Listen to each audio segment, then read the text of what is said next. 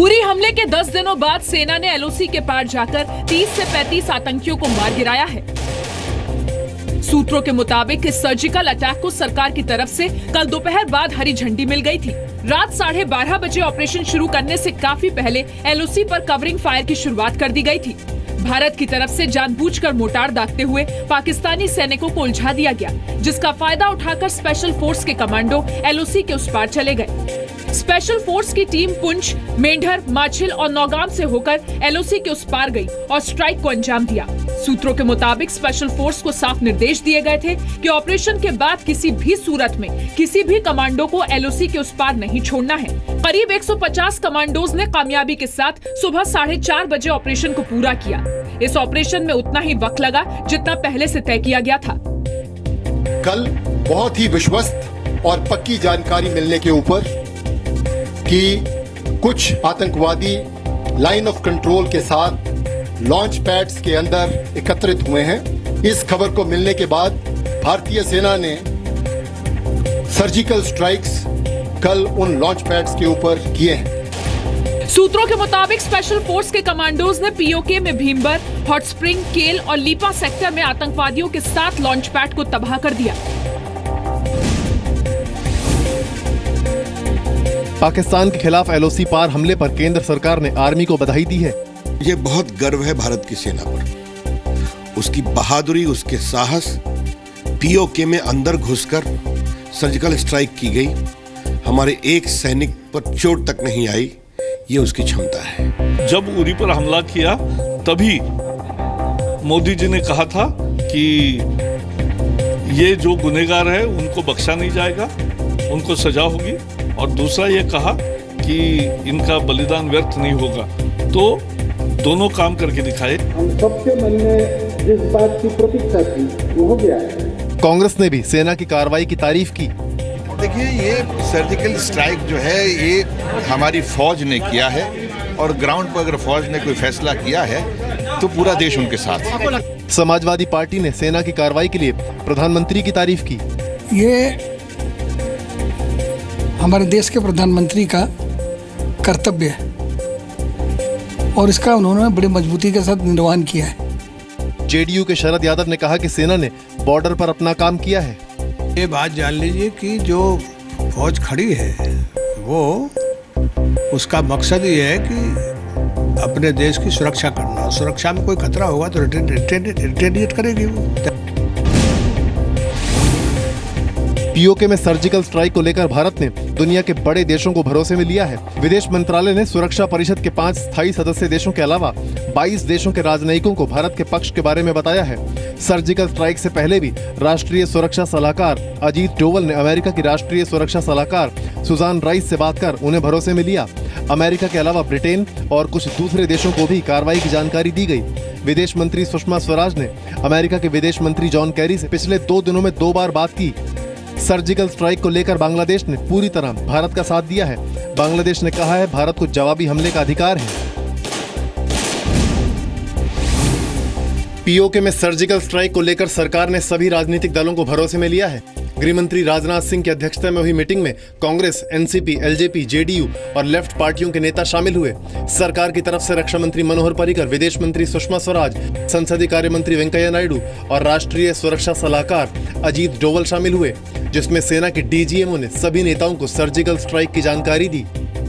जो पाकिस्तान की तरफ से हमारे देश पे थोपा जा रहा है, उस टेररिज्म को खत्म करने के लिए जो भी कदम सरकार उठाएगी, हमारा उसका समर्थन हमेशा रहेगा। हमारी फौज को जितने भी थे सब लोगों ने एक स्वर से और वो भी मेघ थपथपा करके जो है बधाई दिया, आर्मी को बधाई दिया और सरकार को कहा कि हम आपके हर कदम के साथ में हैं।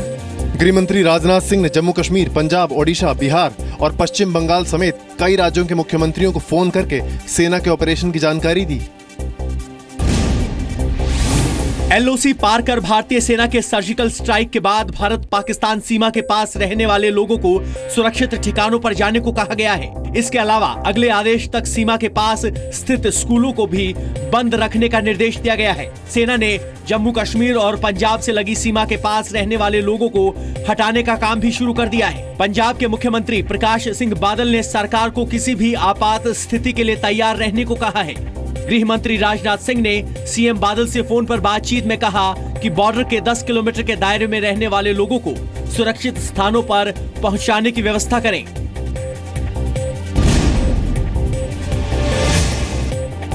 आज वर्ल्ड हार्ट डे के मौके पर पाकिस्तान और उसके हमदर्दों का दिल रो रहा है, क्योंकि आज भारत की सेना ने उरी हमले में शहीद हुए 19 सैनिकों की शहादत का बदला ले लिया है। भारतीय सेना ने बीती रात जम्मू कश्मीर में लाइन ऑफ कंट्रोल यानी नियंत्रण रेखा के आसपास के इलाकों में पाकिस्तान के कब्जे वाले कश्मीर यानी पीओके में सर्जिकल स्ट्राइक को अंजाम दिया है। भारतीय सेना के इस ऑपरेशन के बारे में आप सुबह से लगातार सुन रहे होंगे, लेकिन अभी तक आपको यह नहीं पता चला होगा कि असल में कल रात को क्या हुआ था। इसलिए डीएनए के इस विशेषांक में हम आपको इस सर्जिकल स्ट्राइक की पूरी कहानी बताएंगे। इस ऑपरेशन से जुड़ी एक एक डिटेल्स आज हम आपको देंगे। हम आपको स्पेशल फोर्स के उन कमांडोज के बारे में भी बताएंगे जिन्होंने इस कार्रवाई को अंजाम दिया। हम आज का डीएनए भारतीय सेना की इस गौरवपूर्ण कार्रवाई को समर्पित करते हैं। हमें लगता है कि आज का दिन देश की सेना पर गर्व करने का दिन है और आज का दिन भारत की पाकिस्तान नीति में आए इस बहुत बड़े बदलाव का भी सूचक है। सबसे पहले हम आपको बताते हैं कि कल रात हुआ क्या।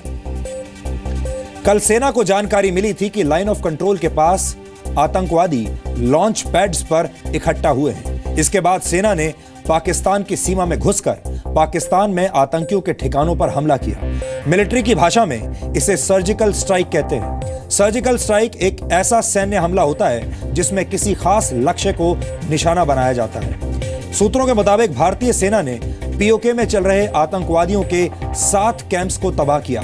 पीओके में ये कैंप्स अलग अलग जगहों पर चल रहे थे। ये कैंप्स एलओसी पर 500 मीटर से लेकर 2 किलोमीटर तक की रेंज में चल रहे थे। अभी तक की जानकारी के मुताबिक इस स्ट्राइक में 30 से 35 आतंकवादी मारे गए हैं। हालांकि सूत्रों के मुताबिक ये संख्या 100 से ज्यादा हो सकती है। ये ऑपरेशन बीती रात 12:30 बजे शुरू हुआ और कम से कम सुबह 4:30 बजे तक चला।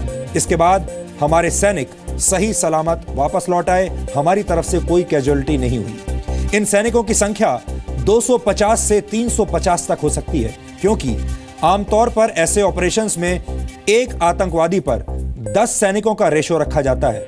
इस ऑपरेशन में 7 आतंकवादी कैंप्स पर सर्जिकल स्ट्राइक की गई है और हर कैंप के लिए करीब करीब 50 भारतीय सैनिक गए होंगे, ऐसा हमने अंदाजा लगाया है। यानी 7 कैंप्स के हिसाब से सैनिकों की संख्या 350 तक भी हो सकती है। ऐसे ऑपरेशंस में सुरक्षा बलों के 2 दोस्त होते हैं और ये 2 बिल्कुल पक्के दोस्त होते हैं। एक दोस्त होता है घुप अंधेरा और दूसरा दोस्त होता है खराब मौसम। ये दोनों ही दोस्त बीती रात भारतीय सेना के साथ थे। कल अमावस्या है, इसलिए बीती रात को बहुत अंधेरा था और उसके ऊपर मौसम भी खराब था। खराब मौसम में सैनिकों की मारक क्षमता बहुत बढ़ जाती है, क्योंकि मौसम सैनिकों का साथ देता है। और जैसा हमने आपको बताया, अंधेरा और खराब मौसम ये सैनिकों के 2 दोस्त होते हैं। इस ऑपरेशन के बाद भारत के डायरेक्टर जनरल मिलिट्री ऑपरेशंस यानी डीजीएमओ ने पाकिस्तान के डीजीएमओ को यह जानकारी दी कि भारतीय सेना ने सिर्फ आतंकवादियों के ठिकानों पर हमला किया है। इस सर्जिकल स्ट्राइक की वीडियोग्राफी भी करवाई गई है, यानी भारतीय सेना के पास इस ऑपरेशन का वीडियो भी मौजूद है, जो कि ड्रोन कैमरास के जरिए रिकॉर्ड किया गया है। इसलिए आज हम आपको यह भी बता रहे हैं कि यह एक बिल्कुल अलग तरीके का सर्जिकल स्ट्राइक था। वैसे अगर सेना ने सर्जिकल स्ट्राइक का वीडियो जारी कर दिया तो हो सकता है कि हमारे ही देश के कई बुद्धिजीवी और डिजाइनर पत्रकार उस वीडियो को भी डॉक्टर्ड कहकर झूठा बताएं और उसकी जांच सीएफएसएल से करवाने की मांग करने लगे। लेकिन आज देश को ऐसे अनैतिक तत्वों की फिक्र नहीं है। पूरा भारत आज एक नई नजर से पाकिस्तान और दुनिया को देख रहा है और सबको पाकिस्तान इस समय थका हुआ, कमजोर और निराश नजर आ रहा है। लेकिन हर सिक्के के 2 पहलू होते हैं। आज सेलिब्रेशन का दिन है। पूरा देश गर्व से भारतीय सेना की तरफ देख रहा है। लेकिन हमें यह नहीं भूलना चाहिए कि पाकिस्तान भी एक परमाणु शक्ति है और वहां के आतंकवादियों को हर तरह के हथियारों की फुल एक्सेस है। भारत के इस हमले के बाद पाकिस्तान डिनायल मोड में चला गया है। वो लगातार इनकार कर रहा है। पाकिस्तान ने भारत की तरफ से किसी भी तरह के सर्जिकल स्ट्राइक से इनकार किया है। पाकिस्तान का कहना है कि बीती रात एलओसी पर हुई फायरिंग में उसके सैनिक मारे गए हैं। हालांकि ऐसा लग रहा है कि भारत की इस कार्रवाई के बाद पाकिस्तान में कुछ कंफ्यूजन की स्थिति है, क्योंकि पाकिस्तान के प्रधानमंत्री का कहना है कि इसका बदला लिया जाएगा, जबकि सेना कह रही है कि सर्जिकल स्ट्राइक हुई ही नहीं। असल में सर्जिकल स्ट्राइक की बात मानना पाकिस्तान की सेना के लिए बहुत शर्म की बात होगी, क्योंकि इसमें पाकिस्तान की सेना की बहुत बड़ी हार छिपी हुई है और इसीलिए पाकिस्तान की सेना इससे इनकार कर रही है। भारत और पाकिस्तान की राजनीति में एक बहुत बड़ी समानता है। भारत में जनता सरकार से पाकिस्तान के खिलाफ कड़ी कार्रवाई की उम्मीद करती है और आपने भी देखा होगा पिछले एक हफ्ते से भारत की जनता लगातार उम्मीद कर रही थी कि भारत सरकार पाकिस्तान के खिलाफ कुछ कार्रवाई करे, जबकि पाकिस्तान की राजनीति भी पूरी तरह से भारत के विरोध पर ही आधारित रहती है। यानी पाकिस्तान की राजनीति भी भारत के विरोध पर टिकी हुई है। भारत के प्रधानमंत्री नरेंद्र मोदी हों या फिर पाकिस्तान के प्रधानमंत्री नवाज शरीफ, दोनों से ही वहां के देशों की जनता ऐसी उम्मीद करती है कि वो इन एक दूसरे दुश्मनों के खिलाफ कुछ ना कुछ कड़ा रवैया अपनाएंगे। अब जबकि नरेंद्र मोदी ने अपना काम कर दिया है तो पाकिस्तान में नवाज शरीफ पर दबाव बढ़ गया होगा और हर पल वो भारत के खिलाफ कोई और बड़ा हमला करने के बारे में सोच रहे होंगे, रणनीति बना रहे होंगे। इस बात को हम थोड़ा और आज विस्तार देंगे, लेकिन यहां विश्लेषण की शुरुआत में हम आपको कुछ महत्वपूर्ण और बड़ी सूचनाएं देना चाहते हैं। इस वक्त हमारे पास ऐसी खबरें आ रही हैं कि पाकिस्तान भारत पर जवाबी कार्रवाई कर सकता है। भारत को भी ऐसी आशंका है, इसलिए जम्मू और पंजाब में पाकिस्तान बॉर्डर से सटे हुए गांवों को खाली कराया जा रहा है। लोगों को सुरक्षित ठिकानों की तरफ भेजा जा रहा है। पंजाब के फिरोजपुर में पाकिस्तान बॉर्डर से 10 किलोमीटर के दायरे में सभी स्कूल बंद कर दिए गए हैं। पठानकोट में सिविल हॉस्पिटल के इमरजेंसी वार्ड को खाली करा दिया गया है। ये सूचनाएं अपने आप में एक बहुत बड़ा संकेत हैं। इन्हें भी आज हम आपके लिए डिकोड करेंगे, लेकिन पहले आपको यह देखना चाहिए कि भारत के शेरदिल जवानों ने किस तरह पाकिस्तान को आज गिफ्ट में हार्ट अटैक दे दिया और इसके बाद पूरा भारत कैसे देशभक्ति के सूत्र में बंध गया है और इस समय जश्न मना रहा है।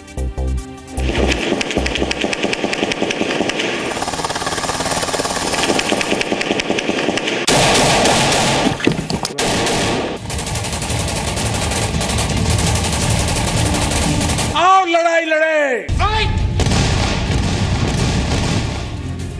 आज हिंदुस्तान का मनोबल सबसे ऊंचा है। दोनों लड़ाई लड़े और देखें पहले कौन जीतता है। लेकिन अगर हमारी सलामती को खतरा हुआ, हमारी बका को खतरा हुआ और ये कोल्ड स्टार्ट डॉक्ट्रिन जो है अगर उसमें इन्होंने अमल दरामद करने की कोशिश की तो हम नेस्तो नाबूद कर देंगे उनको उनकी नस्लें याद रखेंगी। हम इस तरह रिएक्ट करेंगे with full force. Pakistan news चैनलों के स्टूडियो में बैठकर जंग की तैयारी ही करता रहा और भारत ने कार्रवाई करके उरी हमले का बदला भी ले लिया। भारतीय सेना ने दुश्मन के घर में घुसकर उसे करारा जवाब दिया। भारतीय सेना ने सर्जिकल स्ट्राइक्स कल उन लॉन्च पैड्स के ऊपर किए हैं। इस ऑपरेशन का लक्ष्य आतंकवादियों के नापाक मंसूबों को विफल करना था, जो कि हमारे देश के नागरिकों के जान माल को नुकसान पहुंचाना चाहते थे। इन काउंटर टेररिस्ट ऑपरेशंस के दौरान आतंकवादी और उनके समर्थकों को भारी नुकसान पहुंचाया गया है और कईयों को उधर मार गिराया गया है। उरी हमले के बाद भारत ने यह साफ कर दिया था कि सैनिकों की शहादत बेकार नहीं जाएगी। उस वक्त भी डीजीएमओ रणवीर सिंह ने साफ कहा था कि हमले का वक्त और जगह सेना तय करेगी। However, we have the desired capability to respond to such blatant acts of aggression and violence in the manner as deemed appropriate by us. We reserve the right to respond to any act of the adversary at the time and place of our own choosing. हमारे 18 जवानों का बलिदान बेकार नहीं जाएगा। ये कार्रवाई उरी हमले के शहीदों को सच्ची श्रद्धांजलि है। जवानों की शहादत का जख्म तो उनके घर वाले जिंदगी भर नहीं भूल पाएंगे, लेकिन पाकिस्तान को दिए गए इस मुंहतोड़ जवाब से उन्हें थोड़ी राहत जरूर मिली होगी। अभी हाल में जो बलिदान सेना का लोगों का हुआ है या बीएसएफ का हुआ हो, उसका बदला अच्छी तरह से लिया गया है। तो अच्छा हुआ है, कंट्रोल होगा। वैसे सेना मतलब उग्रवादियों का जितना कैंप है उसको पूरे विश्व समुदाय से मिल करके उसको नष्ट कर दिया जाए तो और अच्छा है। बहुत अच्छा लग रहा है कि हमला हुआ है, वो भी सेना की तरफ से। सर्जिकल स्ट्राइक की खबर जैसे ही मिली, पूरा देश खुशी से झूम उठा। दिल्ली से लेकर मुंबई तक और पटना से लेकर कानपुर तक पटाखे जलाकर भारत में जश्न मनाया। आतंकवाद बिल्कुल बर्दाश्त नहीं होगा। अब तक हमने बहुत बर्दाश्त किया। This is a good message for all the nations कि we are not going to tolerate. Trailer दिखाया पाकिस्तान को, अभी हम शुरुआत कर सकते हैं, अभी भी संभल जाओ। मेरे हिसाब से ये स्टेप बहुत पहले ले लेना चाहिए था। भारत में जश्न मन रहा है तो पाकिस्तान में मातम पसरा है। हिंदुस्तान पर परमाणु बम से हमला करने की धमकी देने वाले पाकिस्तान के रक्षा मंत्री का गला सूख चुका है।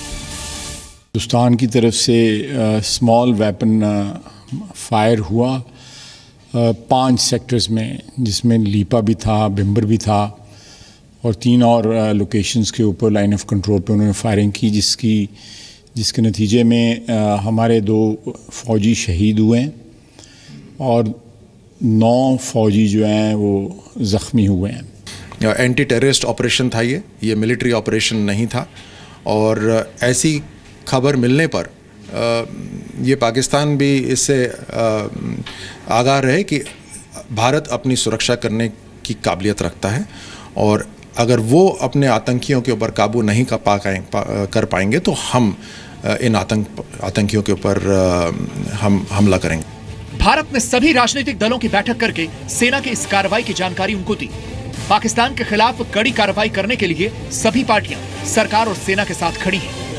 Detail was shared with all political party leaders by the Director General of Military Operations. From the government side, the Honorable Home Minister, External Affairs Minister, Finance Minister, myself, Defence Minister and other senior ministers were all present. हमने उनको बधाई दी और कहा कि कोई भी terrorist attack या terrorism को ख़त्म करने के लिए जो पाकिस्तान की तरफ से हमारे देश पे थोपा जा रहा है, उस टेररिज्म को ख़त्म करने के लिए जो भी कदम सरकार उठाएगी, हमारा उसका समर्थन हमेशा रहेगा। The dialogue has to be there, and that dialogue will have to also begin. But how that will be done depends on how. Now we'll have to wait and see what will be the reaction. इस बीच जम्मू और पंजाब में पाकिस्तान से सटे हुए सीमावर्ती इलाकों में रहने वाले लोगों को सुरक्षित जगहों पर भेजा जा रहा है, क्योंकि सेना को आशंका है कि बौखलाया हुआ पाकिस्तान बदले की कार्रवाई कर सकता है इस बात को लेके कि भारत पाक सीमा जो है, इंटरनेशनल सीमा के साथ असंख्य गांव हैं यहाँ पे, जहाँ पे पाकिस्तान की तरफ से अक्सर गोलाबारी होती रहती थी और ये गांव जो हैं जल्दी ही याद में आ जाते थे, क्योंकि 0 लाइन तक यहाँ पे खेती होती है। फार्मर्स यहाँ पे आगे तक जो हैं जाते हैं काम करने के लिए। उसके बाद से लेके जो गाँव हैं वहाँ पर चिंता की लहर जो है वो दौड़ गई है। लोग अपना काम धंधे छोड़ के, दुकानें बंद करके जो है बैठे हैं ये सलाह करने के लिए आपस में कि अगर कहीं ऐसी मुसीबत बन गई तो उस समय क्या किया जाए। हमें भी कोई, जैसे पहले माइग्रेशन के लिए कोई कहा जाता था, हमें अभी भी कहेंगे, हम पीछे जाने को तैयार हैं। पशु मवेशी जैसे पहले करते थे, कुछ दिन पाकिस्तान के लिए चाहिए। हमारी जरूरत पड़े तो हम भी जाएंगे इनके साथ, उनकी चौकी नष्ट करने के लिए। उधर पंजाब के पठानकोट में भी सीमा से लगे गांव खाली कराए गए। किसी भी आपात हालत से निपटने के लिए अस्पतालों के इमरजेंसी वार्ड भी खाली करा लिए गए हैं। भारतीय सेना ने पाकिस्तान को बड़ा सबक दे दिया है कि अगर हमारे जवानों पर आंच आएगी तो फिर हम घुसकर मारेंगे। जम्मू से राजू केरनी और दिल्ली से मनीष शुक्ला के साथ कृष्ण मोहन मिश्रा, जी मीडिया। भारत के ये आक्रामक तेवर बिल्कुल नए हैं। भारत बदल रहा है और जब ये खबर आई थी आज दिन में तो देश के बहुत सारे लोगों को यकीन नहीं हो रहा था कि भारत सरकार ऐसा भी कर सकती है, भारतीय सेना ऐसा कर सकती है, भारतीय सेना को ऐसा करने के आदेश दिए जा सकते हैं। अब सवाल यह है कि आजादी के बाद 69 वर्षों में ऐसा सिर्फ 2 बार ही क्यों हुआ, और वो भी तब जब पाकिस्तान के पाले हुए आतंकवादी आए दिन देश का सीना छलनी करते चले गए। हम इतने दिन तक सहते क्यों रहे? इसकी एक वजह राजनीतिक इच्छा शक्ति की कमी भी हो सकती है, जिसकी वजह से देश के पूर्व प्रधानमंत्रियों ने दुश्मनों और आतंकवादियों की हरकतों का मुंह तोड़ जवाब देने की बजाय हमेशा दबाव बनाने की कूटनीति में दिलचस्पी दिखाई। लेकिन अब वक्त बदल चुका है और इसीलिए भारत बदल रहा है। मौजूदा भारत सरकार ने अपने 2 साल 4 महीने के कार्यकाल के दौरान पूरी दुनिया को यह संदेश दे दिया है कि दोस्ती अपनी जगह है, लेकिन अगर किसी भी देश ने भारत की तरफ दुश्मन की नजर से देखा तो उसे अपनी हरकत पर पछताना पड़ेगा और भारत अकेले दम पर कोई भी कार्रवाई करने के लिए सक्षम है। क्रॉस बॉर्डर रिवेंज यानी सीमा पार जाकर लिया गया बदला भारत के इतिहास में उस वक्त भी नहीं हुआ जब भारत और पाकिस्तान के बीच युद्ध हुए। हालांकि शांति काल में भारतीय सेना का किसी दूसरी देश की सीमा के भीतर घुसकर आतंकवादियों के अड्डों को ध्वस्त करने की यह कोई पहली घटना नहीं है। इससे पहले भी ऐसा हो चुका है और आपको यह जानकर गर्व होगा कि भारतीय सेना ने शांति काल में दूसरी बार कोई क्रॉस बॉर्डर ऑपरेशन किया है। इस बार भारतीय सेना ने पाकिस्तान के कब्जे वाले कश्मीर में घुसकर आतंकवादियों को मार गिराया है। और आपको याद होगा इससे पहले भारत ने ठीक ऐसा ही ऑपरेशन जून 2015 में किया था, जब सेना ने म्यांमार की सीमा में घुसकर आतंकवादियों को मार गिराया था। ध्यान देने वाली बात यह भी है कि 4 जून 2015 को मणिपुर के चंदेल जिले में आतंकवादियों ने पीठ पीछे हमला करके हमारे देश के 18 वीर जवानों को मारा था, जिसका बदला हमारी सेना ने म्यांमार में सर्जिकल स्ट्राइक करके लिया। और इस बार उरी में भी पाकिस्तान के पाले हुए आतंकवादियों ने हमारे 18 जवानों को शहीद कर दिया था और यह संख्या बाद में बढ़कर 19 हो गई थी। और अब हमारे सैनिकों ने सर्जिकल स्ट्राइक करके आतंकवादियों को उनके अंजाम तक पहुंचा दिया। हम आपको भारतीय सेना की उस स्पेशल फोर्स के बारे में भी आज पूरी जानकारी देंगे, जिसने पाकिस्तान की सीमा के अंदर घुसकर इस ऑपरेशन को सफलतापूर्वक अंजाम दिया। लेकिन उससे पहले आपको यह जानकारी भी होनी चाहिए कि सर्जिकल स्ट्राइक का मतलब क्या होता है। सर्जिकल स्ट्राइक का मतलब होता है एक ऐसा सैन्य हमला जिसमें किसी खास लक्ष्य को निशाना बनाया जाए। जहां भी सर्जिकल स्ट्राइक की प्लानिंग की जाती है वहां पहले दुश्मन की लोकेशन की पुख्ता जानकारी इकट्ठा की जाती है, फिर छोटी से छोटी बात का ध्यान रखकर एकदम सटीक हमला किया जाता है जो बिल्कुल फोकस्ड होता है। इस दौरान दुश्मन के इलाके के चप्पे चप्पे की खबर रखी जाती है और पहले से ही तय हो जाता है कि कैसे पूरे ऑपरेशन को अंजाम देना है। सर्जिकल स्ट्राइक में इस बात का खास ध्यान रखा जाता है कि टीम को लोकेशन की पूरी जानकारी हो और आसपास की आबादी को कोई नुकसान ना पहुंचे, यानी कोलेटरल डैमेज के चांसेस बहुत कम होते हैं। आमतौर पर सर्जिकल स्ट्राइक में हवाई हमले किए जाते हैं, लेकिन इसका कोई तय तरीका नहीं है। जरूरत पड़ने पर सर्जिकल स्ट्राइक जमीन या फिर पानी के रास्ते भी किया जा सकता है। सर्जिकल स्ट्राइक के लिए सेना के स्पेशल कमांडोज को कमान सौंपी जाती है और इसकी जानकारी बेहद गोपनीय रखी जाती है। किसी को भी ऐसे ऑपरेशंस के बारे में जानकारी नहीं होती। ऐसे क्रॉस बॉर्डर ऑपरेशन अब तक दुनिया के कुछ ही देशों ने अंजाम दिए हैं। ऐसे देशों के बारे में संक्षिप्त जानकारियां भी आज हम आपको देंगे। वर्ष 1960 में इजराइल ने अर्जेंटीना में क्रॉस बॉर्डर ऑपरेशन करके युद्ध अपराध के दोषी जर्मन नाजी अधिकारी अडोल्फ आइशमैन को गिरफ्तार किया था। इसके बाद वर्ष 1962 में इजराइल ने अडोल्फ आइशमैन को जूइश लोगों की हत्या करने के अपराध में फांसी दे दी थी। इजराइल ने ही इसके बाद वर्ष 2006 में क्रॉस बॉर्डर ऑपरेशन के तहत लेबनान में आतंकवादी संगठन हिजबुल्लाह के ठिकानों को तबाह कर दिया था। इस दौरान जब हिजबुल्लाह के आतंकवादियों ने इजराइल के 2 सैनिकों को बंधक बना लिया तो इजराइल ने बेरूत के हवाई अड्डे और बंदरगाह पर बमबारी कर दी थी। वर्ष 2002 में अमेरिका ने क्रॉस बॉर्डर ऑपरेशन के तहत मानव रहित ड्रोन विमान के जरिए यमन में अलकायदा के 5 आतंकवादियों को मार डाला था। इन आतंकवादियों ने वर्ष 2002 में यमन के अदन बंदरगाह पर अमेरिका के नेवल वेसल पर हमला करके 19 अमेरिकी नौसैनिकों को मार डाला था और ये उसका बदला लिया गया था।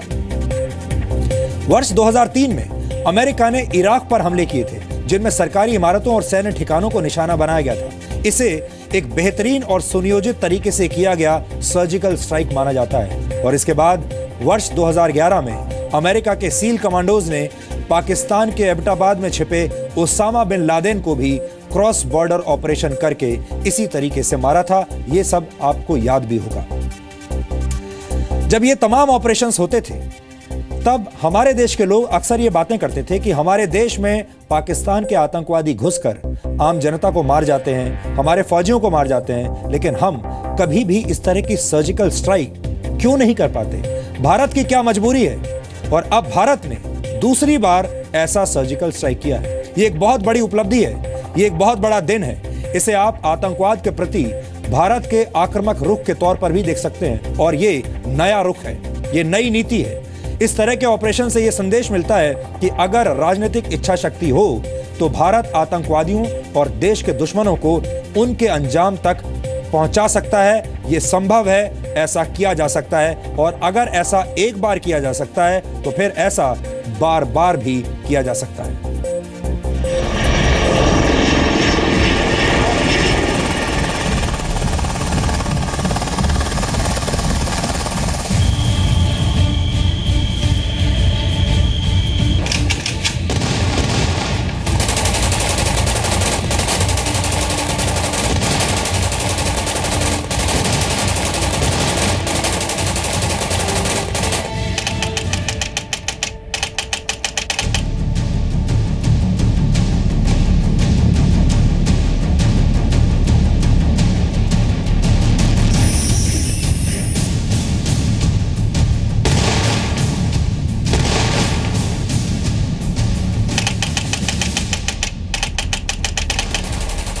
भारतीय सेना के स्पेशल फोर्सेस की टीम ने 4 घंटे में उरी और देश के सब्र के बीच की दूरी को खत्म कर दिया। भारतीय सेना ने न सिर्फ अपने 19 साथियों की शहादत का बदला लिया, बल्कि पीओके में आतंकी ठिकानों पर सर्जिकल स्ट्राइक करके इतिहास रच दिया।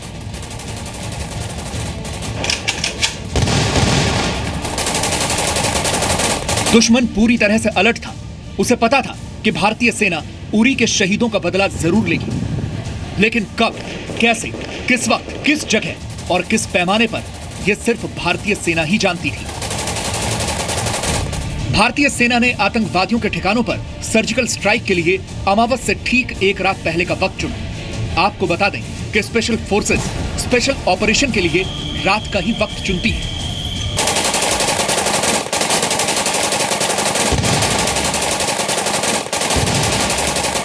उसके लिए कई चीज़ें ज़रूरी होती हैं। एक तो आपको ये ज़रूरी होता है कि आपको इन्फॉर्मेशन आपकी पुख्ता हो, मालूमात पुख्ता हो कि कहाँ पर करना है, मालूमात पुख्ता हो कि कितने लोगों को मारना है या कहाँ एग्जैक्टली कब करना है। तो वहीं पे, जिसको अंग्रेजी में कहते हैं टू निप इन द बड, वहीं पे हमला करके उनको मार गिराया गया। ये बहुत ही सफल, बहुत ही, इसी के लिए हम कहते हैं सर्जिकल स्ट्राइक थी कि उसी जगह पे हमने चीरा लगाया जहां जरूरी था, उतना ही खून बहाया जितना जरूरी था। अब हम आपको इस सर्जिकल स्ट्राइक से जुड़ी एक एक डिटेल बताएंगे। आप अपनी आंखों के सामने देखेंगे कैसे भारत ने उरी हमले के 10 दिनों के भीतर 19 जवानों की शहादत का बदला ले लिया। माना जा रहा है कि पैरा स्पेशल फोर्स के कमांडोज को विशेष हेलीकॉप्टर से एलओसी के पास उतारा गया। हेलीकॉप्टर सीमा के दूसरी तरफ नहीं जा सकता था क्योंकि हेलीकॉप्टर की आवाज दुश्मन को आगाह कर सकती थी।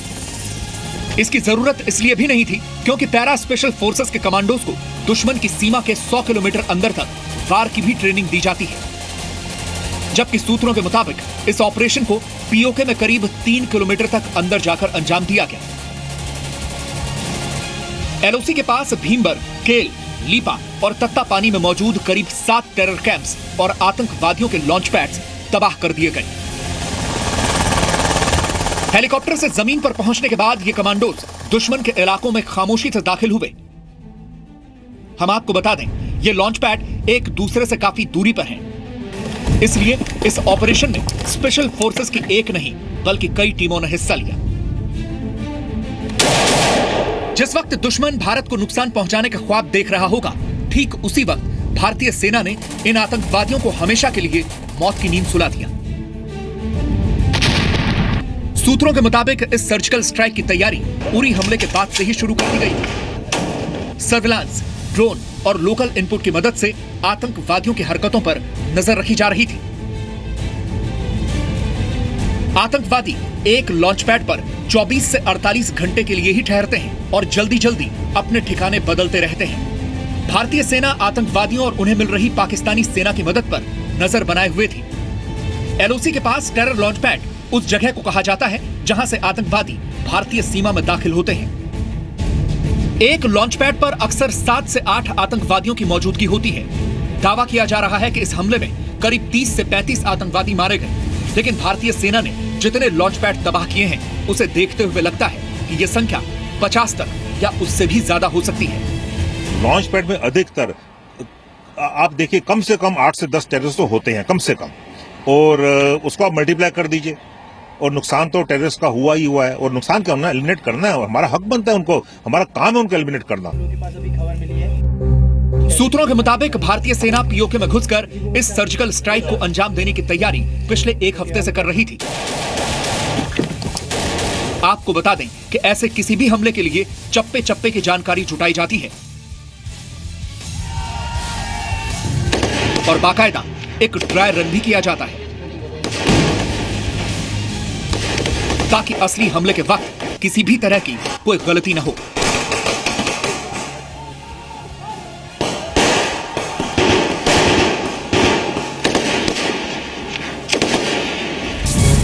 इस हमले से पहले से भारतीय वायुसेना का एक सुखोई विमान भी श्रीनगर पहुंच चुका था।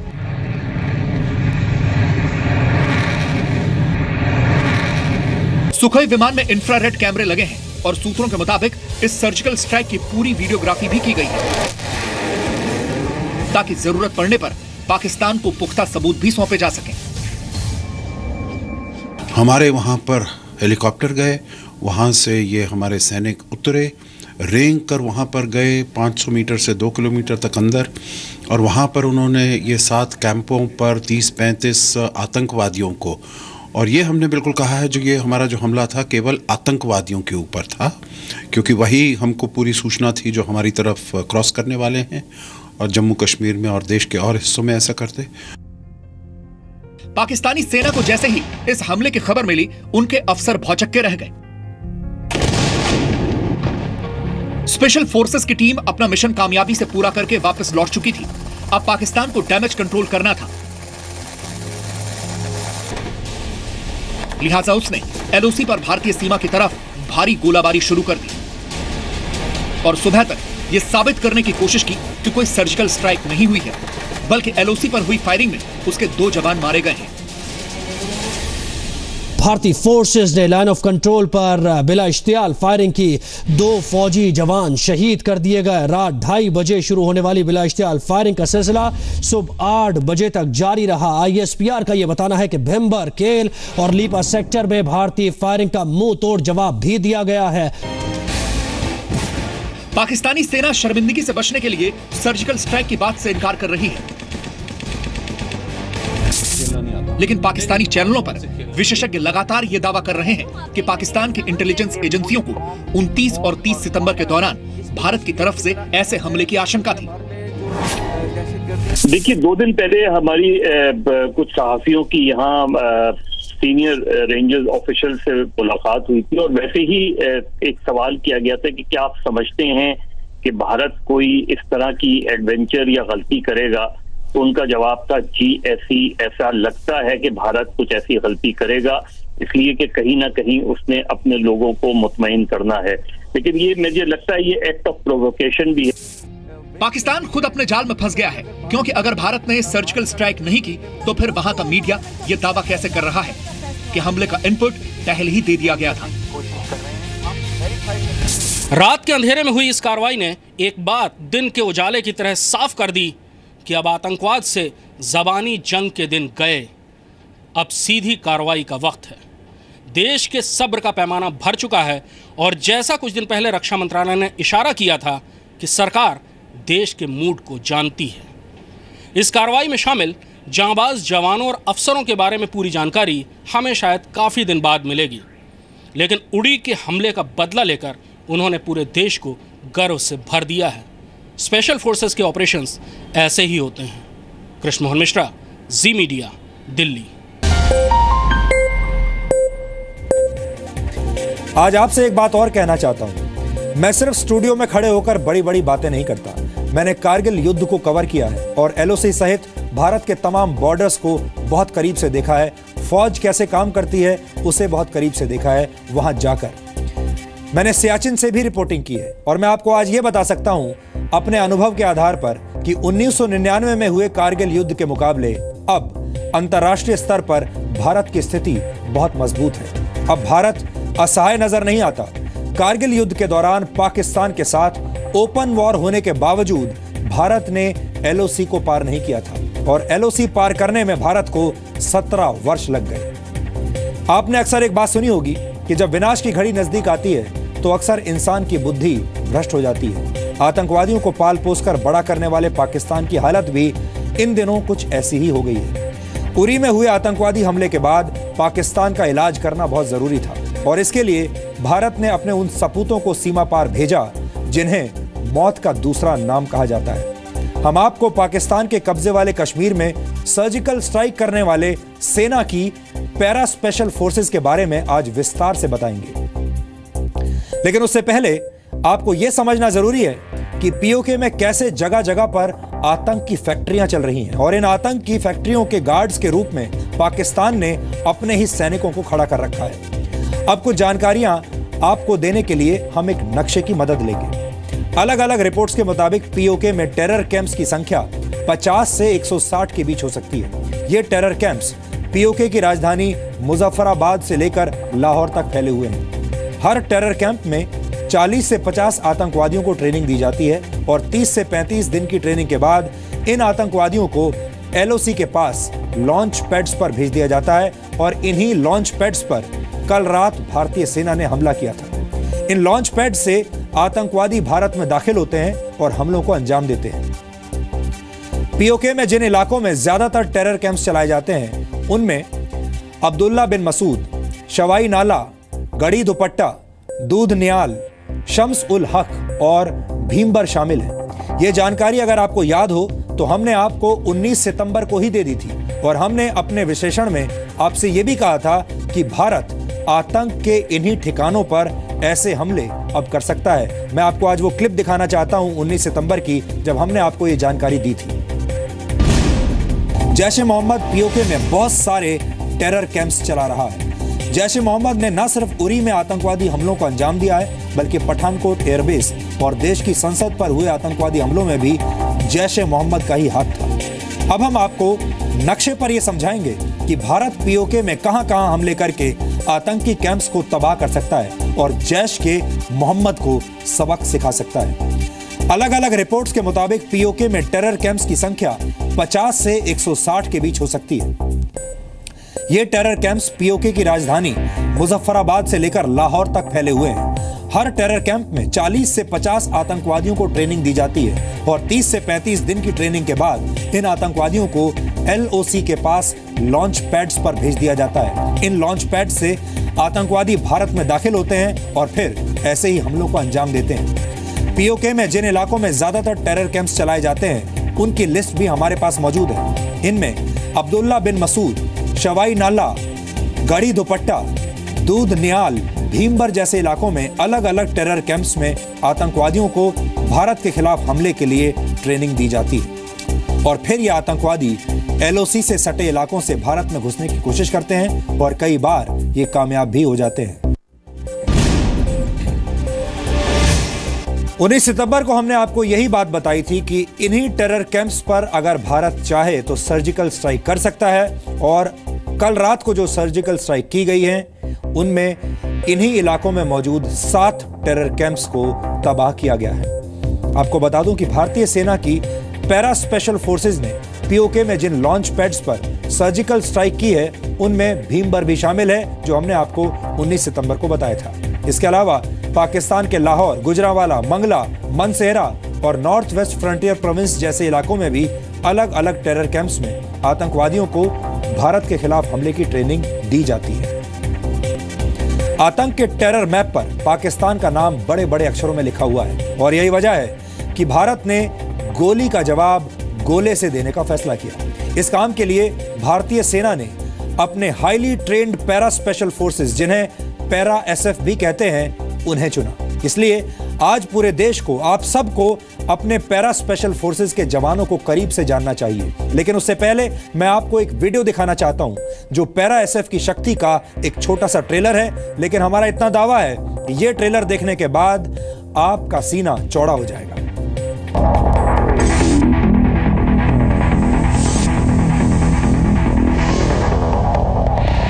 You'll never see us because we don't exist.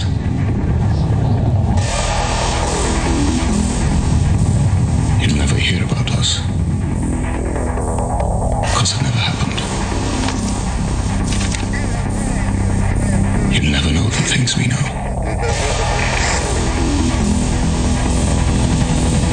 And because we don't exist, you're safe. You'll never feel a close shave.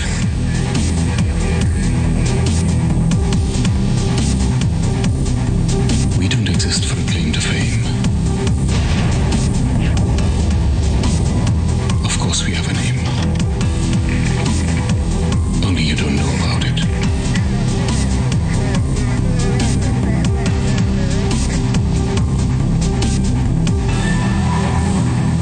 We don't exist so that you can.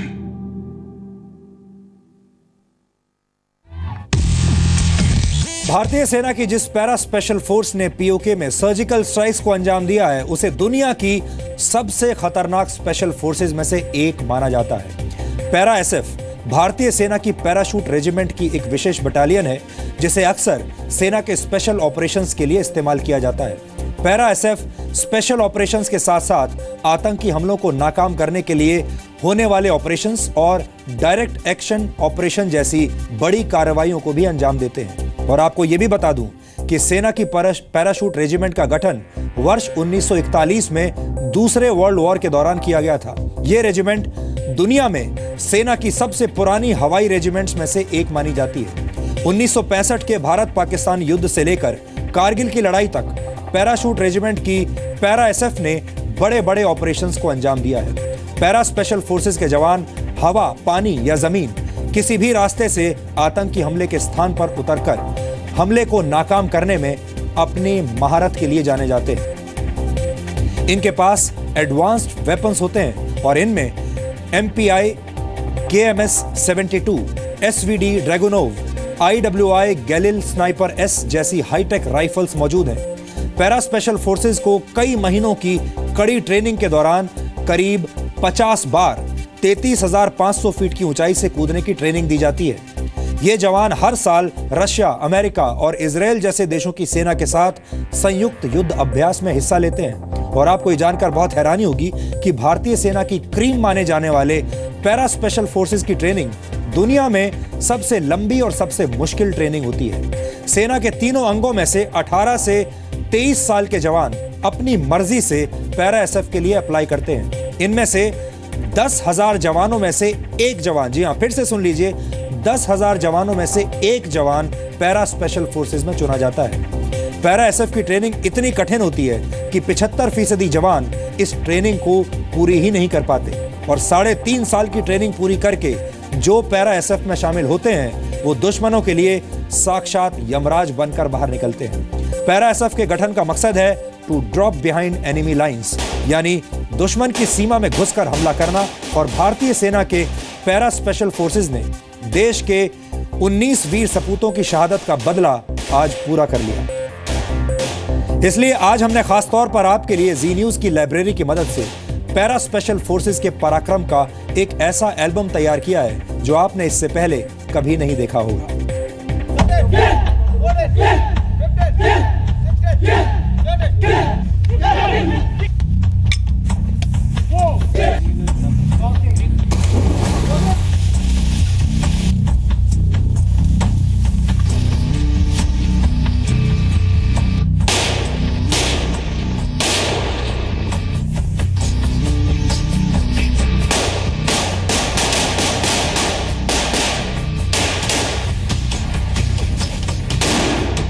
01.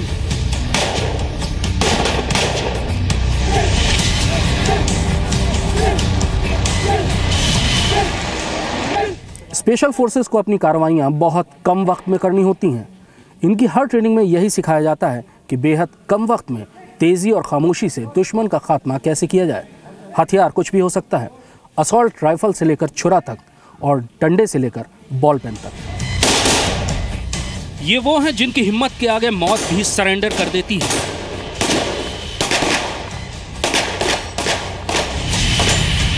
ये वो हैं जिनकी आंखों में देश के लिए मर मिटने का जुनून होता है, जिनके सीने पर बलिदान लिखा होता है, जिनसे जहरीला सांप भी खौफ खाता है, जिनसे यमराज भी 10 कदम की दूरी पर रहते हैं।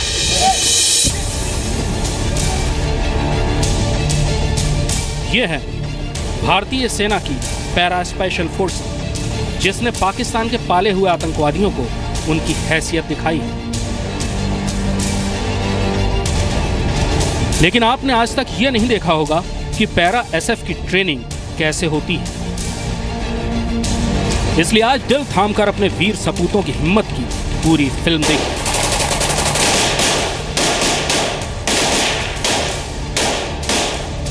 पानी बहुत ठंडा है और धुंधला भी। बंधे हाथ पैरों के साथ इसमें फेंका जाना किसी को भी बेहद घबरा देने के लिए काफ़ी है। लेकिन यही जुर्रत और हौसले की पहली कसौटी है। कहते हैं कि इंसान के हाथ पैर बंधे हों तो वो बेबस हो जाता है, लेकिन पैरा स्पेशल फोर्सेस के जवान हाथ पैर बंधे होने के बावजूद ठंडे और काले पानी में मौत को मात दे देते हैं। ये वो कमांडोज हैं जो किसी भी हालत से निपटने में माहिर हैं। हालत चाहे कितने भी मुश्किल क्यों ना हो, इन्हें दुश्मनों का सर्वनाश करना अच्छी तरह आता है। ज्यादातर मौकों पर पैरा स्पेशल फोर्सेस को घने जंगलों और पहाड़ियों में कार्रवाई करनी पड़ती है, जहां जहरीले सांप का भी खतरा होता है, लेकिन सांप का जहर भी इनकी आंखों के जहर के आगे गायब हो जाता है। जहरीले सांपों, जानलेवा फंदों और छुपे हुए खतरनाक निशानेबाजों से भरे इस जंगल में आपका स्वागत है। ये स्पेशल फोर्सेस की दुनिया है। आज हम आपको बताएंगे स्पेशल फोर्सेस की ट्रेनिंग, उनकी कार्रवाइयों और उनके हथियारों के बारे में, जो दुनिया के सामने कभी नहीं आते। आप हैरत में पड़ जाएंगे कि कोई इंसान अपने शरीर और हथियारों से कैसे कैसे कारनामे अंजाम देता है। यह मेरे ठीक बगल में लेटा हुआ एक स्नाइपर था, जिसने अभी अभी आधे किलोमीटर से ज्यादा दूरी पर अपने दुश्मन पर अचूक निशाना लगाया है।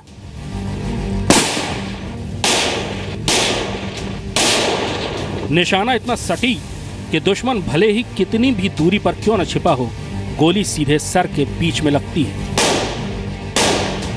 ये हमारा 7.62 mm गलील स्नाइपर राइफल है। इसे हम स्पेशल फोर्सेस में इस्तेमाल करते हैं। इसके साथ हम 6x40 निमरोड साइट कैरी करते हैं। इसकी मदद से हम इस हथियार से 1000 मीटर तक रेंज ले सकते हैं।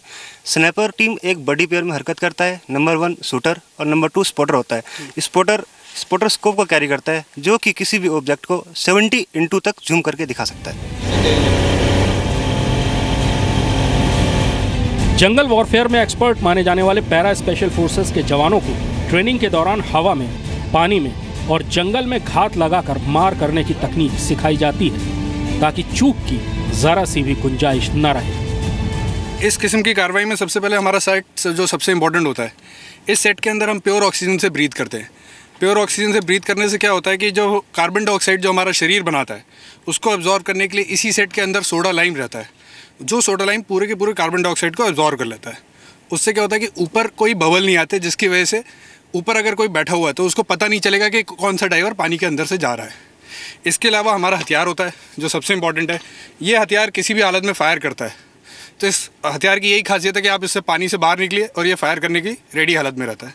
उसके अलावा हमारा सूट जो हमें तैरने में मदद करता है, और साथ में ये फिन्स जो हमें आगे बढ़ने में मदद करते हैं। आधुनिक हथियारों से लैस ये कमांडो रात के अंधेरे में दुश्मन को पहचान कर उनका खात्मा करने के लिए ट्रेंड होते हैं। रात के अंधेरे में घने जंगल में एक दस्ता तैयार हो रहा है रात में की जाने वाली एक कार्रवाई के लिए। इस कार्रवाई में उन्हें इसी अंधेरे में चलकर एक मकान पर हमला करना है जहां दुश्मन मोर्चा लिए बैठा है। अंधेरे में देखने के लिए ये नाइट विजन गॉगल्स से भी लैस हैं।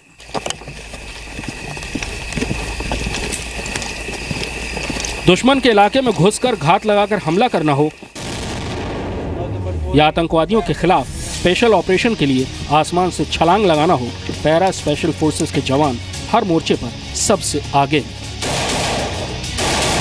स्पेशल फोर्सेस के ऑपरेशंस के लिए बहुत ज़्यादा ज़रूरी पड़ता है क्योंकि ज़्यादातर ऑपरेशन 99% हमारे रात के दौरान ही किए जाते हैं, तो इसलिए हम लोग को ऐसे इक्विपमेंट्स की ज़रूरत पड़ती है जिससे हम रात के समय अच्छी तरह से ऑपरेशन कर सकें।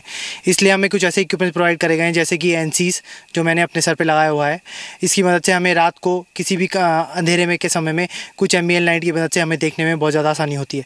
उसी प्रकार दूसरा हमारे पास इस टवोर जो हमारे पास वेपन है, इसमें एक लेज़र साइट प्रदान की गई है जिसकी मदद से हम लोग को किसी भी टारगेट पर रात के समय पॉइंट करने में बहुत ज़्यादा आसानी होती है। उसकी मदद से हम लोग को ऑपरेशन को और अच्छी तरह से पूरा करने में मदद मिलती है।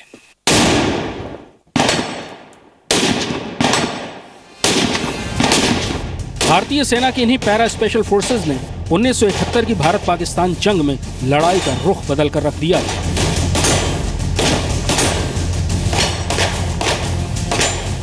फिर करगिल के युद्ध में भी इन्होंने अपने जौहर दिखाए और अब सर्जिकल स्ट्राइक्स करके ये देश के दुश्मनों को उन्हीं की भाषा में जवाब दे रहे हैं। देश को अपने पैरा स्पेशल फोर्सेस की कामयाबी पर गर्व भी है और फख्र भी। कृष्ण मोहन मिश्रा, जी मीडिया।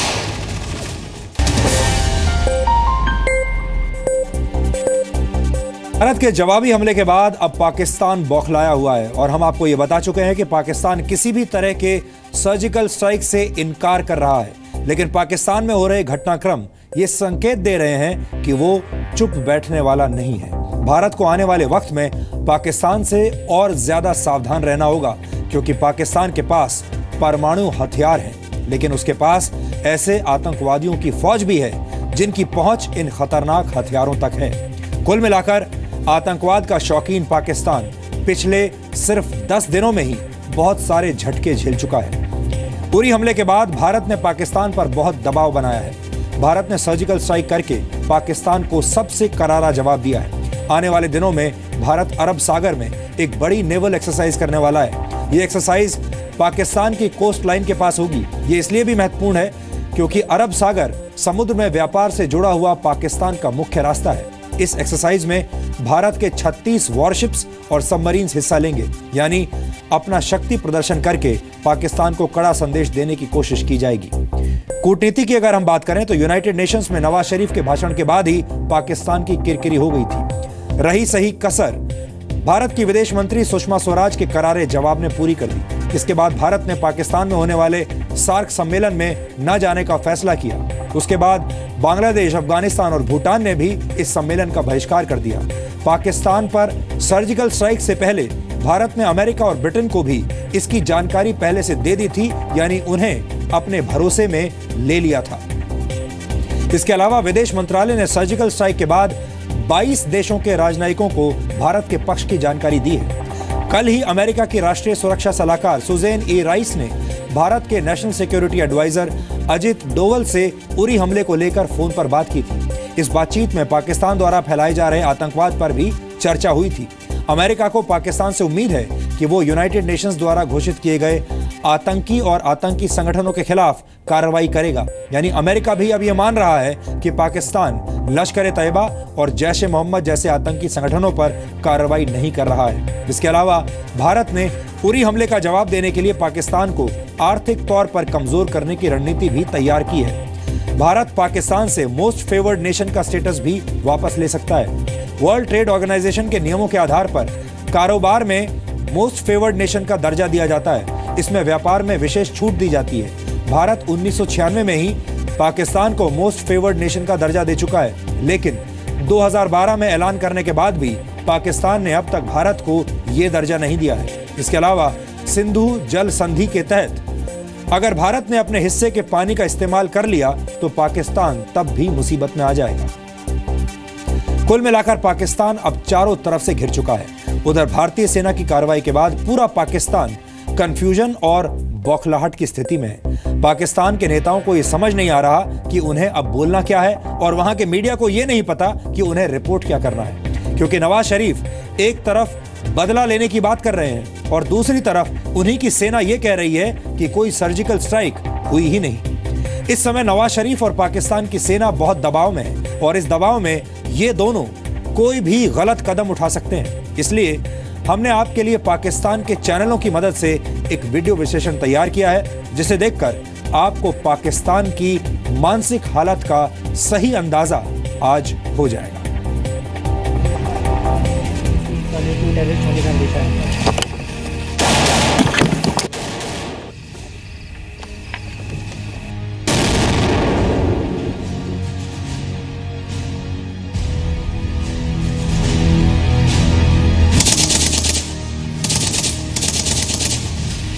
किस्मती की बात है, भारतीय डीजीएमओ झूठ बोल रहे हैं। मोदी सरकार जरा मुंह संभाल के। 690 किलोमीटर दूर नई दिल्ली, 1073 किलोमीटर पर लखनऊ और 1066 किलोमीटर पर कानपुर को तबाह बर्बाद कर सकता है। भारत की सर्जिकल स्ट्राइक के बाद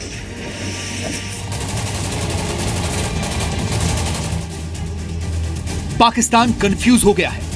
उसे समझ नहीं आ रहा कि वो अपनी हार कबूल ले या फिर झूठे दावे करता रहे। पाकिस्तान के सियासतदान कह रहे हैं कि भारत ने कोई सर्जिकल स्ट्राइक नहीं की, सिर्फ सीमा पर रूटीन फायरिंग हुई है जिसमें उसके 2 सैनिक मारे गए हैं। स्मॉल वेपन फायर हुआ 5 सेक्टर्स में, जिसमें लीपा भी था, बिम्बर भी था और 3 और लोकेशंस के ऊपर लाइन ऑफ कंट्रोल पे उन्होंने फायरिंग की, जिसके नतीजे में हमारे 2 फौजी शहीद हुए हैं और 9 फौजी जो हैं वो जख्मी हुए हैं। पाकिस्तान कोई म्यांमार नहीं है बल्कि जदीद तरीन मिसाइल सिस्टम से लैस। जबकि पाकिस्तान का मीडिया पूरे दिन इस कंफ्यूजन में उलझा रहा कि वो भारत के दावे पर यकीन करके युद्ध वाली रिपोर्टिंग शुरू कर दे। गौरी 2 750 किलोग्राम तक का जौहरी बम, या फिर अपनी सरकार का साथ देते हुए इसे मानने से ही इनकार कर दे। पाकिस्तान कोई म्यांमार नहीं है बल्कि जदीद तरीन मिसाइल सिस्टम से लैस दुनिया की 7वीं एटमी ताकत है। दुश्मन का मुंह तोड़ने के लिए पाक अफवाज के पास कौन कौन से अहम मिसाइल मौजूद हैं, ये बताएंगे साथी एंकर फैसल करीम। पाकिस्तान के मिसाइल प्रोग्राम्स को 3 हिस्सों में ब्रेक किया जा सकता है: battlefield ballistic missile, short range ballistic missiles और मीडियम रेंज बैलिस्टिक मिसाइल्स। सबसे पहले बात करते हैं बैटलफील्ड बैलिस्टिक मिसाइल्स की, जिसमें नसर और हतफ 1 शामिल हैं। इन मिसाइल्स की रेंज 60 से 100 किलोमीटर तक है और नसर की तो खास बात यह है कि यह एक मल्टी ट्यूब बैलिस्टिक मिसाइल है। अब जरा बात आगे बढ़ाते हैं। गजनवी, अब्दाली, शाहीन और गौरी, इन नामों से कौन वाकिफ नहीं। ये मिसाइल्स पाकिस्तान के short range ballistic missile systems का हिस्सा है और 200 से 1500 किलोमीटर तक मार करते हैं। 2011 में अमेरिका ने पाकिस्तान में घुसकर ओसामा बिन लादेन को मार डाला था।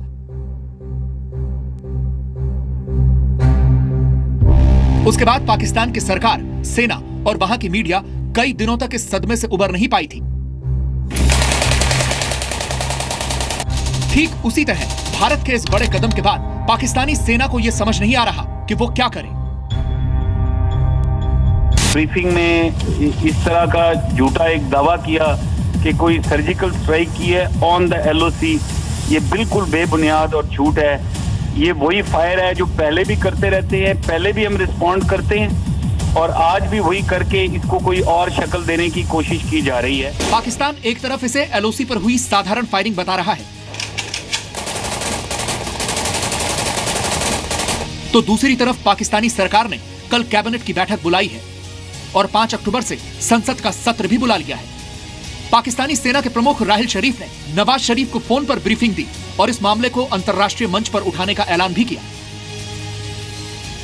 Senator lieutenant general retired Abdul Qayyum का कहना है कि भारत बखूबी जानता है कि पाकिस्तान ने एटमी डेटरेंस संभाल कर रखने के लिए हासिल नहीं किया, जबकि सेनेटर नसरीन जलील कहती हैं कि भारत किसी गलतफहमी में ना रहे, पाकिस्तानी अवाम और अफवाज ने चूड़ियां नहीं पहन रखी।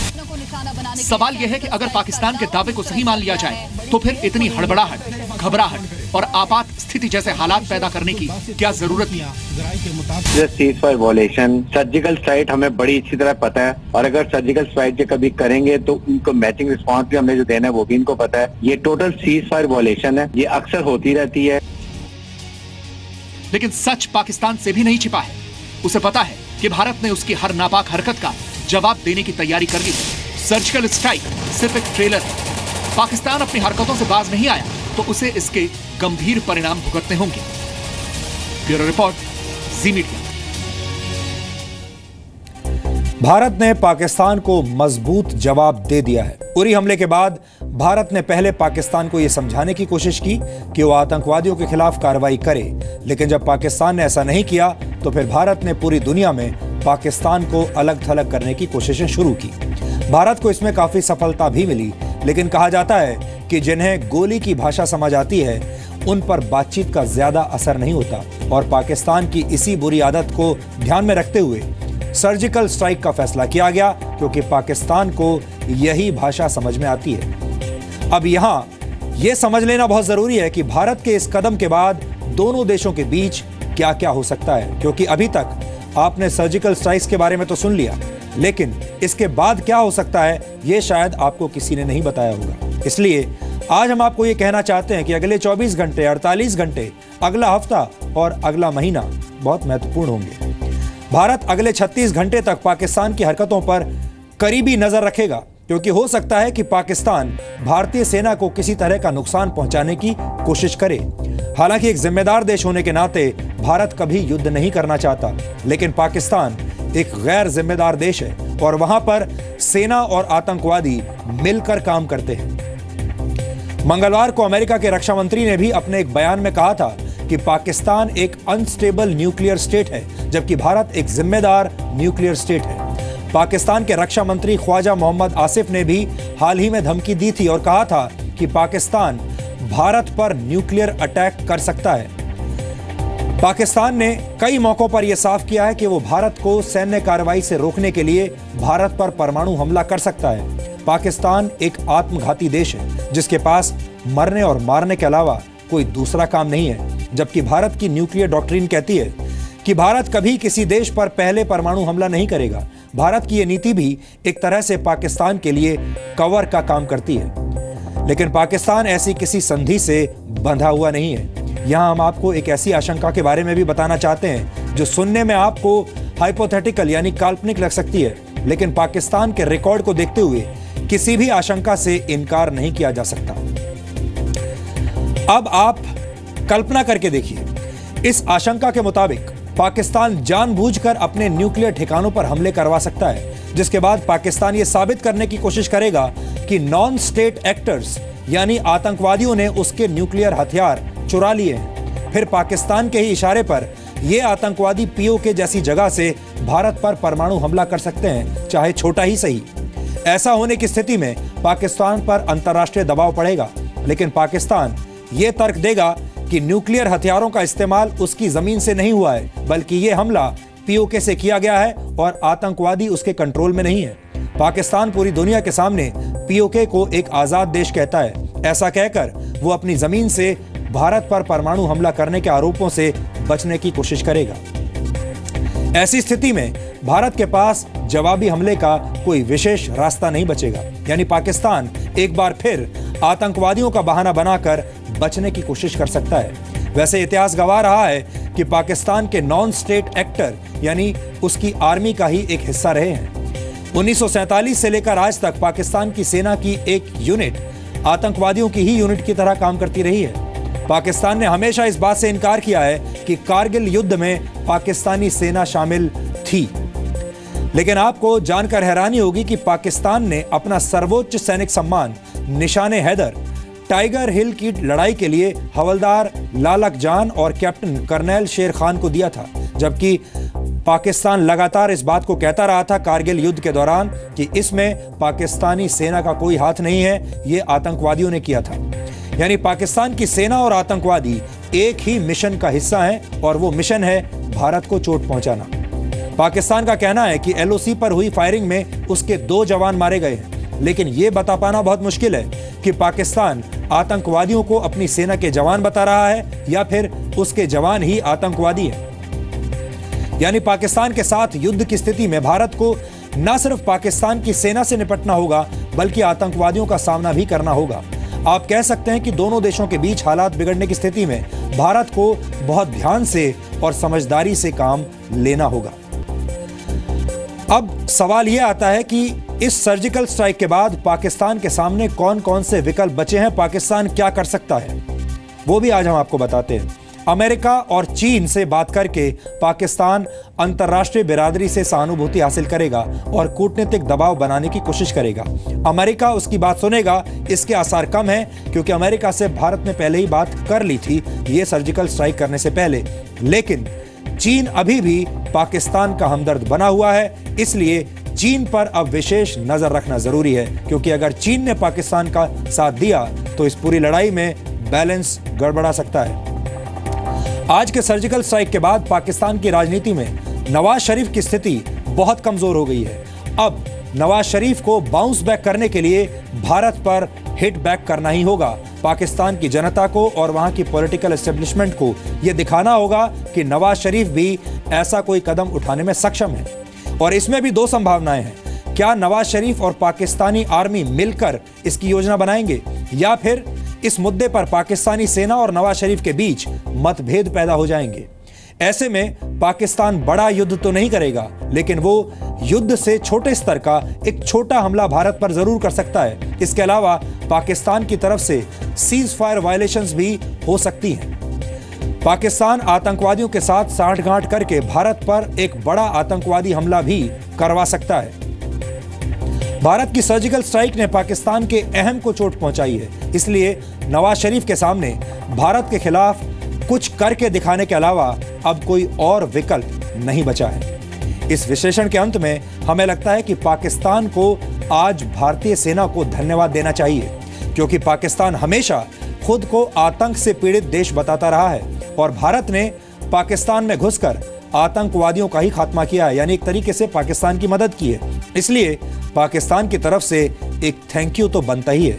हालांकि हम ये भी जानते हैं कि पाकिस्तान ऐसा करेगा नहीं, क्योंकि उसकी नीयत में खोट है और वो आतंकवादियों को भारत के हाथों मरते हुए देखने की बजाय फलते फूलते हुए देखना चाहता है। कुल मिलाकर आज का सार यह है कि भारत बदल रहा है। अब तक पाकिस्तान हमले करता था और हम कड़ी निंदा करते थे, लेकिन अब यह भूमिका बदल रही है। अब भारत ने हमले करना शुरू कर दिया है और कड़ी निंदा करने की जिम्मेदारी अब पाकिस्तान पर आ गई है। अब अगर पाकिस्तान ने अपनी आतंकवादी आदतें नहीं सुधारी तो उसे बार बार कड़ी निंदा करने की आदत डालनी पड़ेगी। और अब डीएनए के अंत में आज के इतिहास पर नजर डालते हैं। 1885 में आज पहला पब्लिक इलेक्ट्रिक ट्रैमवे इंग्लैंड के ब्लैकपूल में खोला गया था। हालांकि हेरिटेज सर्विस के तहत आज भी मार्च से नवंबर के बीच हर वीकेंड पर इस ट्रैमवे को सेवा में लाया जाता है। ब्लैकपूल ट्रैमवे का रास्ता 18 किलोमीटर लंबा है और हर साल लगभग 65 लाख यात्री इसमें सफर करते हैं। आज 1901 में दुनिया के पहले न्यूक्लियर रिएक्टर को बनाने वाले इटालियन फिजिसिस्ट एनरिको फर्मी का जन्म हुआ था। न्यूक्लियर रिएक्टर को शुरुआत में एटॉमिक पाइल के नाम से जाना जाता था। यह एक ऐसा डिवाइस होता है जिसका प्रयोग न्यूक्लियर चेन रिएक्शन की शुरुआत करने और उसे कंट्रोल करने के लिए किया जाता है। न्यूक्लियर रिएक्टर्स का इस्तेमाल न्यूक्लियर पावर प्लांट्स में बिजली उत्पादन के लिए भी किया जाता है। 1938 में एनरिको फर्मी को रेडियो एक्टिविटी के क्षेत्र में अपने योगदान के लिए नोबेल पुरस्कार से सम्मानित किया गया था। 1913 में आज ही के दिन डीजल इंजन के आविष्कारक मैकेनिकल इंजीनियर रुडोल्फ डीजल को आखिरी बार जीवित देखा गया था। रुडोल्फ डीजल स्टीमर के जरिए लंदन जा रहे थे, जहां उन्हें एक डीजल मैन्युफैक्चरिंग कंपनी की मीटिंग में शामिल होना था। इसके बाद अगले ही दिन उन्हें स्टीमर पर अपने कमरे से गायब पाया गया था। कुछ दिन बाद रहस्यमय हालात में रुडोल्फ डीजल की कुछ चीजें समुद्र से मिली, जिसके बाद यह मान लिया गया कि उनकी मौत हो चुकी है। बॉल पॉइंट पेन का इस्तेमाल हम लगभग हर रोज करते हैं, आप भी करते होंगे, और आज के दिन का बॉल पॉइंट पेन से बहुत गहरा रिश्ता है। बॉल पॉइंट पेन के आविष्कारक लेस्लो बीरो का जन्म आज 1899 में हुआ था। हंगरी में बतौर पत्रकार काम करते हुए उन्हें यह आविष्कार करने की प्रेरणा मिली। उन्होंने देखा कि न्यूज़पेपर प्रिंटिंग में इस्तेमाल होने वाली इंक बहुत जल्द सूख जाती है और कागज पर फैलती भी नहीं, लेकिन गाढ़ी होने की वजह से इस इंक को फाउंटेन पेन में इस्तेमाल करना बहुत मुश्किल था। लेस्लो बीरो ने यह देखते हुए एक खास तरह की टिप का आविष्कार किया, जिसमें एक सॉकेट में घूमने वाली छोटी सी बॉल के जरिए इंक कागज पर अपनी छाप छोड़ती थी। इसी के साथ बॉल पॉइंट पेन का आविष्कार हुआ। लेस्लो बीरो के 117वें जन्मदिन पर गूगल ने अपना डूडल भी आज उन्हें समर्पित किया है। वर्ल्ड हार्ट डे की शुरुआत वर्ष 2000 में की गई थी, ताकि हृदय रोगों के प्रति दुनिया में जागरूकता फैलाई जा सके। यहाँ कुछ आंकड़ों की अगर हम बात करें तो वर्ल्ड हार्ट फेडरेशन के मुताबिक दुनिया में सबसे ज्यादा मौतें दिल की बीमारियों की वजह से होती हैं। दुनिया भर में दिल की बीमारियों से हर वर्ष करीब 1,75,00,000 लोगों की मौत होती है। आपको बता दें कि भारत में 3 करोड़ हार्ट पेशेंट्स हैं और 17 लाख लोग हर वर्ष हार्ट अटैक से मर जाते हैं। तो डीएनए में आज इतना ही। अब आपसे हमारी मुलाकात होगी कल रात 9 बजे, जब हम कुछ और नई और बड़ी खबरों का विश्लेषण करेंगे। तब तक के लिए नमस्कार।